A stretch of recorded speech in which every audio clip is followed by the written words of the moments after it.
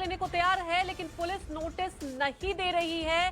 Police media लेकर आई है। आम आदमी पार्टी ने ये पलटवार किया है कि जब दफ्तर में मौजूद हैं और वहां पर नोटिस लेने को तैयार है, लेकिन मकसद नोटिस देना नहीं है, बदनाम करना है। इस वक्त की बड़ी खबर आपको बता रहे हैं, सीएम दफ्तर नोटिस लेने को तैयार है, लेकिन पुलिस नोटिस नहीं दे रही है। ये आम आदमी पार्टी की तरफ से कहा गया है। लेकिन आपको बता दें, क्राइम ब्रांच की टीम वहां मौजूद है और क्राइम ब्रांच की टीम इंतजार कर रही है अरविंद केजरीवाल का। वहीं हमारे सहयोगी दीपक दुबे लाइव जुड़ चुके हैं। दीपक, क्या अभी भी क्राइम ब्रांच की टीम वहीं मौजूद है, इंतजार कर रही है अरविंद केजरीवाल के हाथों में ही नोटिस देगी?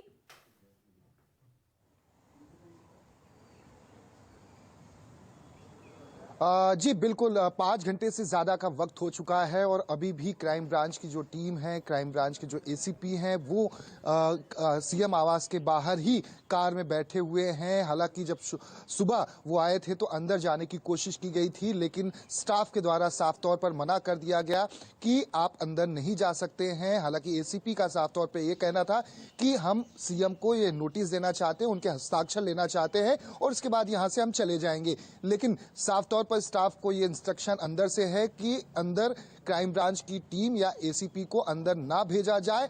जो क्राइम ब्रांच के जो एसीपी हैं वो आए हैं तो नोटिस स्टाफ को दे दे, स्टाफ केजरीवाल तक वो नोटिस पहुंचा देगा। जैस्मिन शाह आम आदमी पार्टी के प्रवक्ता हैं, वो एसीपी के साथ नोकझोंक करते हुए कुछ समय पहले यहां पर दिखाई दिए। उनका साफ तौर पर यह कहना था, एसीपी से पूछ रहे थे कि आखिर आप किस कानून के तहत सीएम को ही नोटिस देना चाहते हैं, जबकि आप स्टाफ को नोटिस दे सकते हैं। आप मीडिया लेकर आए हैं, आप स्टंटबाजी कर रहे हैं यहां पर आकर, जो यहां पर नहीं करने दिया जाएगा। इसलिए आप नोटिस दे दीजिए, हम सीएम तक ये नोटिस पहुंचा देंगे। तो यहां पर एसीपी का साफ तौर पर जैस्मिन शाह को कहना था कि मैं कानून के दायरे में रहकर काम कर रहा हूं और कानून के दायरे के तहत ही सीएम को नोटिस दिया जाएगा। ऐसे में आपको बता दें कि भाजपा की तरफ से भी अभी शहजाद पूनावाला ने प्रेस कॉन्फ्रेंस करके आरोप लगाया है कि केजरीवाल कहीं न कहीं इस पूरे मामले में झूठ बोल रहे हैं। बीजेपी को बदनाम करने की कोशिश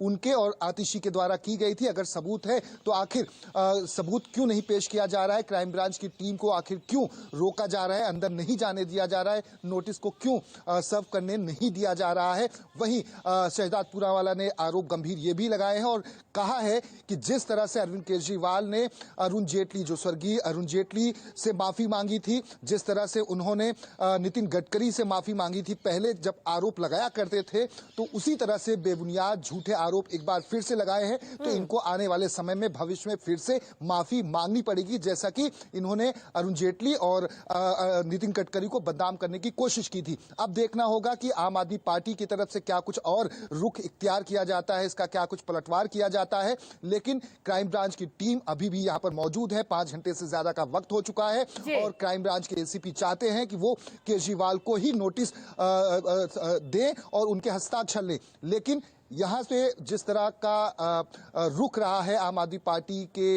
नेता या प्रवक्ता जैस्मिन शाह का, और अंदर से जो भी इंस्ट्रक्शन है, स्टाफ अंदर नहीं जाने दे रहा है एसीपी को, क्राइम ब्रांच की टीम को। अब देखना होगा कि क्राइम ब्रांच की टीम आखिर आज दूसरा दिन है, कल भी बिल्कुल अब देखना होगा कि आगे क्राइम ब्रांच की टीम क्या कदम उठाती है। हमारे साथ जुड़ने के लिए आपका शुक्रिया। आगे भी इस खबर पर अपडेट लेते रहेंगे।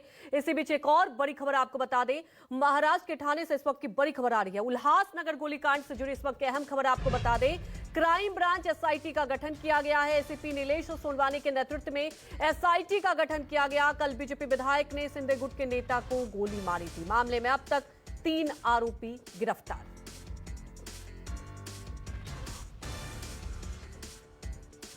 यहाँ पे पुलिस स्टेशन में जो लोग आए थे उनमें वैभव गायकवाड़, उनके पिताजी एमएलए गणपत गायकवाड़ और महेश गायकवाड़, ये सब लोग यहाँ पे थे। और बाहर लोग कुछ बड़ी बात, जोर से बात होने लगी तो पीआई बाहर आ गए और उन्होंने लोगों को समझाने की कोशिश की।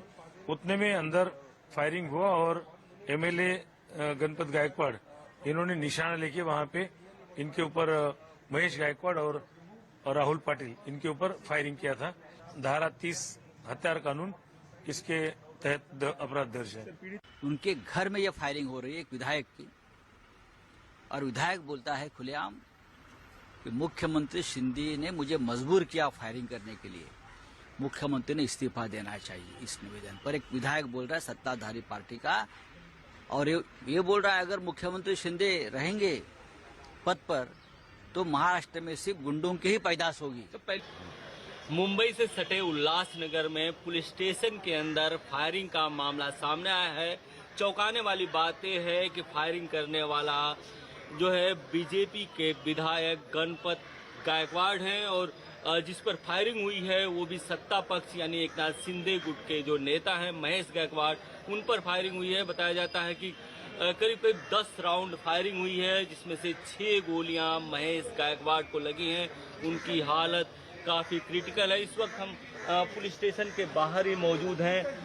पुलिस ने 3 आरोपियों को गिरफ्तार कर लिया है, जो विधायक गायकवाड़ हैं, इसके अलावा उनके जो 2 सहयोगी हैं उनको गिरफ्तार कर लिया है, और पुलिस अब इनको कोर्ट में प्रोड्यूस करेगी। बताया जाता है कि कई धाराएं लगाई गई हैं, जैसे 307, 120B, मतलब हत्या की कोशिश, इसके अलावा कॉन्स्पिरेसी की धारा लगाई गई है, आर्म्स एक्ट की धारा लगाई गई है। इन धाराओं में गिरफ्तारी की गई है, लेकिन सबसे खास बात यह है कि सत्ता पक्ष के बीच ही ये संघर्ष हुआ है, यानी बीजेपी के विधायक ने शिंदे गुट के नेता पर फायरिंग की है। बताया जाता है कि ये जमीनी विवाद था। जमीनी विवाद में एक गुट की तरफ से पुलिस स्टेशन में शिकायत दर्ज कराई जा रही थी, तभी दूसरा गुट पहुंचा। दोनों गुटों में विवाद इतना बढ़ा कि जो बीजेपी विधायक हैं उन्होंने लगातार एक के बाद एक 10 राउंड फायरिंग की, जिसमें से 6 गोलियां जो है महेश गायकवाड़ को लगी हैं। पूरे इलाके में लोग जमा हो गए थे। इलाके की अगर हम आपको तस्वीरें दिखा पाएं तो पूरे इलाके में दोनों पक्षों के बड़ी संख्या में लोग जमा हो गए थे। अभी भी पुलिस की बहुत सारी गाड़ियां आसपास लगाई गई हैं, और पुलिस ने 3 लोगों को इस मामले में गिरफ्तार कर लिया है, जो आरोपी विधायक है। इसके अलावा उनके जो 2 सहयोगी हैं उनको पुलिस ने गिरफ्तार कर लिया है, और अभी जो विक्टिम है जिसको गोली लगी है उनकी हालत गंभीर बताई जा रही है। विनोद के साथ इंद्रजीत सिंह, न्यूज़ 24 मुंबई। हमारे सहयोगी इंद्रजीत सिंह हमारे साथ लाइव जुड़ चुके हैं। इंद्रजीत, सबसे बड़ी बात यह है कि एसआईटी का गठन भी हो गया इस पूरे मामले को लेकर, और कहा जा रहा है गंभीरता से जांच होगी। 3 आरोपी गिरफ्तार हो चुके हैं। जानना ये चाहेंगे जांच कहां तक पहुंचे, लेकिन सवाल उठता है सत्ता पक्ष में आपस में ही ये मतभेद देखने को मिल रहे हैं। आप ये समझिए क्या मैसेज आगे कन्वे होगा जनता के बीच?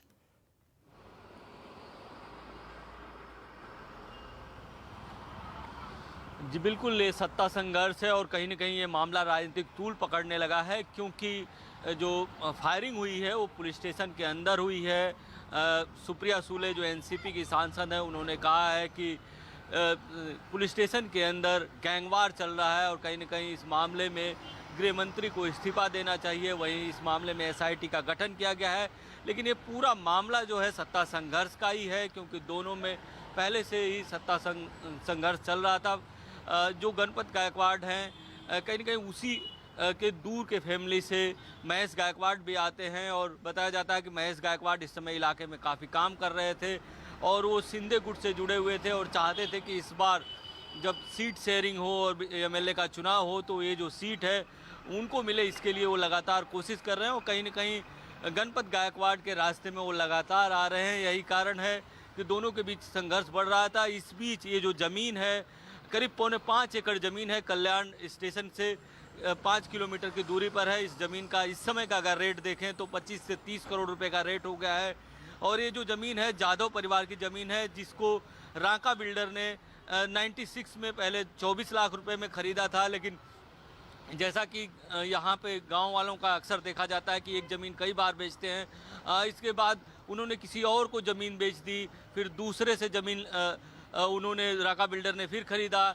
लेकिन इनका कहना है, गणपत गायकवाड़ के लोगों का कहना है कि राका बिल्डर के साथ गणपत गायकवाड़ पार्टनर थे, लेकिन जाधव परिवार का कहना है कि गणपत गायकवाड़ की एंट्री कैसे हुई, कब हुई, उनको नहीं पता। और गणपत गायकवाड़ की तरफ से ये कहा जा रहा है कि अब तक इस ज़मीन के लिए करीब 6.25 करोड़ रुपए, 6 करोड़ से ज़्यादा, माफ़ कीजिएगा 6 करोड़ से ज़्यादा वो दे चुके हैं। वहीं जब हमने जो जाधव परिवार है जिसकी ज़मीन है 4.25 एकड़, उनके घर गए थे, उनसे बात की तो उनका कहना है कि हमारे घर की कंडीशन देखकर क्या आपको लगता है कि हमको 6 करोड़ रुपए मिले होंगे और इतने पैसे मिले तो क्या हम एक अच्छा घर भी नहीं बना सकते थे? तो कई सारी बातें हैं, लेकिन इसमें जो एंट्री हुई है महेश गायकवाड़ की, वो इस तरह से हुई है कि यादव परिवार महेश गायकवाड़ से एक तरह से सहायता मांगने के लिए गया था कि हमारी ज़मीन जो है गणपत गायकवाड़ हड़प रहे हैं, उनके लोग हड़प रहे हैं। उन्होंने फर्जी तरीके से नाम चढ़वा लिया। इसके बाद महेश गायकवाड़ जो है उनकी तरफ से, यादव परिवार की तरफ से पुलिस स्टेशन गए थे और दूसरी तरफ से गणपत गायकवाड़। बिल्कुल, अब ये पूरा मामला तूल पकड़ते जा रहा है, इस पर सियासत भी होगी। हमारे साथ जुड़ने के लिए आपका शुक्रिया। इसी बीच एक और बड़ी खबर बता दें, लाल कृष्ण आडवाणी को भारत रत्न से सम्मानित किया जाएगा। इस वक्त की बड़ी खबर आपको बता दें, प्रधानमंत्री नरेंद्र मोदी ने खुद एक्स पर पोस्ट किया और उन्होंने फोन करके लाल कृष्ण आडवाणी को बधाई भी दी और कहा कि जो उन्होंने योगदान दिया है इस देश के लिए, वो योगदान नहीं भुलाया जा सकता है। विकास में आडवाणी जी का बड़ा योगदान रहा। ये तस्वीरें भी आपको दिखा रहे हैं, उनके घर से ये तस्वीरें हैं, उनकी बेटी उनके साथ मौजूद। और आपको बता दें कि लोग भी उनको बधाई दे रहे हैं, कई फोन उनके पास आ रहे हैं। और सबसे बड़ी बात यह है कि देखिए, भारतीय जनता पार्टी के लिए जो अहम योगदान दिया है उन्होंने, ये नहीं भुलाया जा सकता। और आपको बता दें कि राजनाथ सिंह ने भी प्रधानमंत्री मोदी को बधाई दी और कहा कि मैं धन्यवाद देता हूं कि ये कदम उठाया गया है।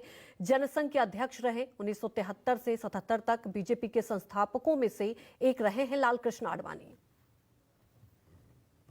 बहुत खुशी है मुझे भी, पूरे परिवार को, कि दादा को इतना बड़ा सम्मान, देश का सर्वोच्च सम्मान मिला है। निश्चित ही आज मुझे एक व्यक्ति जिसकी याद सबसे ज्यादा आ रही है वो मेरी माँ है। और माँ का दादा के जीवन में बहुत बड़ा योगदान रहा है, निजी जीवन में भी और राजनीतिक जीवन में भी। दादा बहुत खुश हैं। मैंने जब दादा को बताया, मुझे पता लगा और मैंने दादा को बताया, तो वो बहुत ही खुश थे। और उन्होंने यही चीज बोली कि जीवन में उन्होंने अपना पूरा जीवन देश की सेवा में लगाया, इसके लिए वो बहुत खुशगुजार हैं। और प्रधानमंत्री श्री नरेंद्र मोदी का धन्यवाद करते हैं और देश की जनता का, जिनसे वो असीम प्रेम करते हैं, उनका भी बहुत धन्यवाद करते हैं कि जीवन के इस पड़ाव पर उनको इतना बड़ा देश का सबसे सर्वोच्च सम्मान मिला। I heard about this news that my father Shri L.K. Advani ji is going to be conferred with the highest civilian award, the Bharat Ratna. My family and me are extremely delighted on this new development. I would like to thank the Honorable Prime Minister Shri Narendra Modi ji for conferring this award on my father. हमारे प्रेरणा स्तोत्र लाल कृष्ण आडवाणी जी को भारत रत्न से गौरवान्वित करना, ये पूरे देश के लिए और हम सब के लिए बहुत गौरव का क्षण है। आडवाणी जी ने अपना संपूर्ण जीवन देश के लिए और समाज के लिए समर्पित किया। उनके जीवन की शुरुआत से ही संघ के प्रचारक के रूप में उन्होंने अपने जीवन को समाज सेवा के लिए समर्पित किया था। भारतीय जनता पार्टी के विस्तार में अटल जी और आडवाणी जी की भूमिका बहुत महत्वपूर्ण रही। मेरा ये सौभाग्य रहा कि दोनों के साथ काम करने का मुझे मौका मिला। तो आपको बता दें, बिहार के मुख्यमंत्री नीतीश कुमार ने भी एक्स पर पोस्ट किया और लाल कृष्ण आडवाणी जी को बधाई दी है। देश के सर्वोच्च सम्मान भारत रत्न दिए जाने की घोषणा पर बधाई और शुभकामनाएं। श्री लाल कृष्ण आडवाणी जी से फोन पर बात की और उनको शुभकामनाएं दिया। वहीं हमारे सहयोगी ऋषिकेश कुमार जुड़ चुके हैं और लाल कृष्ण आडवाणी के घर के बाहर ही मौजूद हैं। ऋषिकेश, देखिए, बहुत बड़ा ये सम्मान और तस्वीरें जब आप दिखा रहे थे, वो भावुक चेहरा भी दिखाई दे रहा था लाल कृष्ण आडवाणी के लिए। ये क्षण बहुत महत्वपूर्ण। जानना चाहेंगे वहां पर क्या कुछ तस्वीरें देखने को मिल रही है?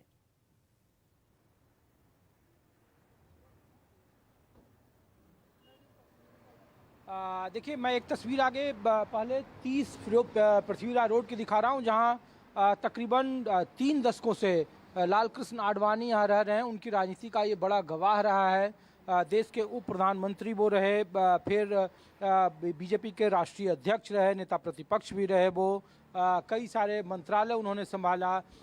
जब उन्हें भारत रत्न देने की सूचना दी गई, खुद प्रधानमंत्री मोदी ने इन्हें फ़ोन किया। उसके बाद प्रतिभा आडवाणी लोगों से बात कर रही थी, अंदर उन्हें हम लोगों को बुलाया गया था। लाल कृष्ण आडवाणी अभी भी बिल्कुल स्वस्थ हैं। चूँकि बढ़ती उम्र की वजह से वो बहुत ज़्यादा बात कर पाने की स्थिति में नहीं है, लेकिन जब उन्हें बताया गया कि उन्हें भारत रत्न मिला है तो वो काफ़ी खुश हुए, भावुक हुए और इस मौके पर उन्होंने अपनी पत्नी को याद किया जो अब इस दुनिया में नहीं है। उनकी बेटी प्रतिभा आडवाणी ने कहा कि पिताजी अपनी पत्नी को मिस कर रहे थे, यानी उनकी माँ को मिस कर रहे थे और वो बता रहे थे कि अगर वो आज वो होती तो सबसे ज़्यादा खुश होती, क्योंकि उनके राजनीतिक संघर्ष का सबसे बड़ा गवाह के तौर पर उनकी पत्नी रही है। लेकिन उन्होंने प्रधानमंत्री का शुक्रिया अदा किया।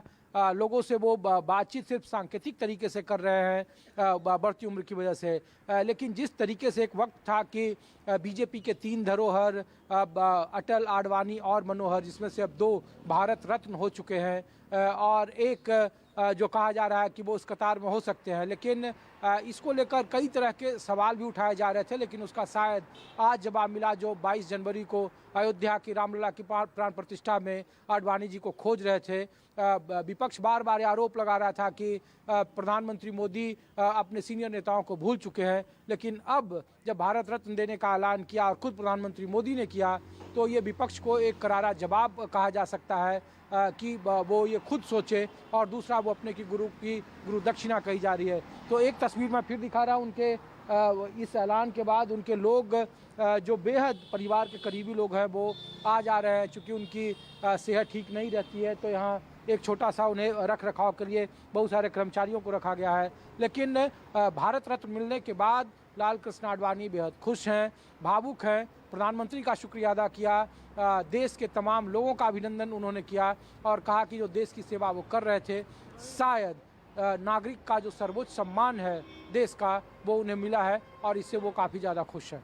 बिल्कुल ऋषिकेश, अगर बात की जाए लाल कृष्ण आडवाणी का एक बहुत लंबा जर्नी रहा। सबसे बड़ी बात यह है कि भारतीय जनता पार्टी जो कि आज विश्व की सबसे बड़ी पार्टी है, लेकिन आप समझिए कि उसका जनाधार और पार्टी की नींव रखी उन्होंने और इतना बड़ा सम्मान मिला है, तभी तमाम नेताओं का रिएक्शन भी आ रहा है। चाहे राजनाथ सिंह की बात कर लें, नितिन गडकरी की बात कर लें, हर कोई बहुत उत्साही दिखाई दे रहा है।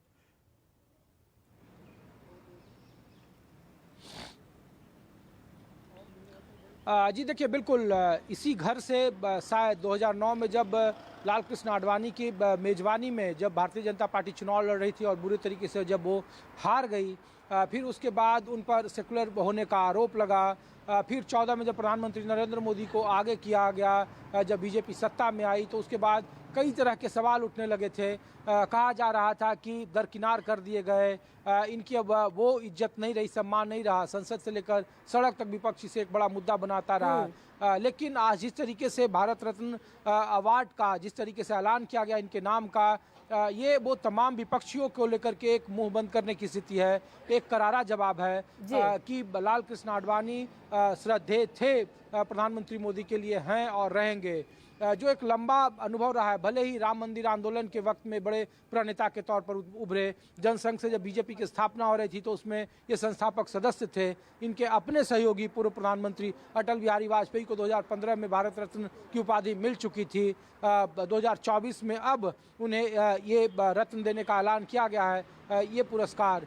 तो बहुत सारे उतार चढ़ाव रहे लाल कृष्ण आडवाणी के और बिल्कुल, और उसके बाद जीवन में ये सर्वोच्च सम्मान दिया गया। हमारे साथ जुड़ने के लिए आपका शुक्रिया। और इसी बीच बता दें कि बीजेपी के वरिष्ठ नेता लाल कृष्ण आडवाणी को भारत रत्न देने की घोषणा पर समाजवादी पार्टी प्रमुख अखिलेश यादव ने कहा है कि अब भारत रत्न अपने वोट को बांटने के लिए दिया जा रहा है।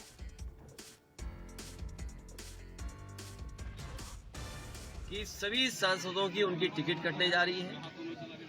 जो एक सांसद हैं वो सीट बदलना चाहते हैं। तो सोचिए, अगर ऐसी परिस्थितियों में जिन्हें राजनीति करनी पड़ेगी तो क्या सीट जीतेंगे वो?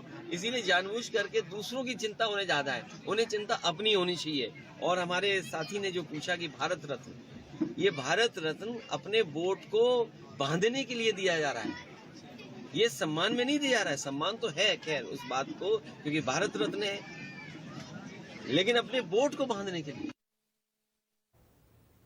रुकते एक छोटे से ब्रेक के लिए। ब्रेक के बाद भी खबरों का सिलसिला लगातार जारी है। आप देखते रहिए न्यूज़ 24। कुछ महीने पहले मेरे दोस्त की हेल्थ अचानक खराब हुई और कुछ दिनों में ही उसकी डेथ हो गई। उसने पॉलिसी बाजार से टर्म लाइफ इंश्योरेंस लिया हुआ था। मैंने पॉलिसी बाजार को कांटेक्ट किया। उनकी टीम ने क्लेम दिलाने में उसकी पेरेंट्स की पूरी हेल्प की। क्लेम के टाइम पे आपकी हेल्प के लिए हमेशा तैयार। पॉलिसी बाजार, 1 करोड़ का टर्म लाइफ इंश्योरेंस सिर्फ 470 रुपए महीने से शुरू।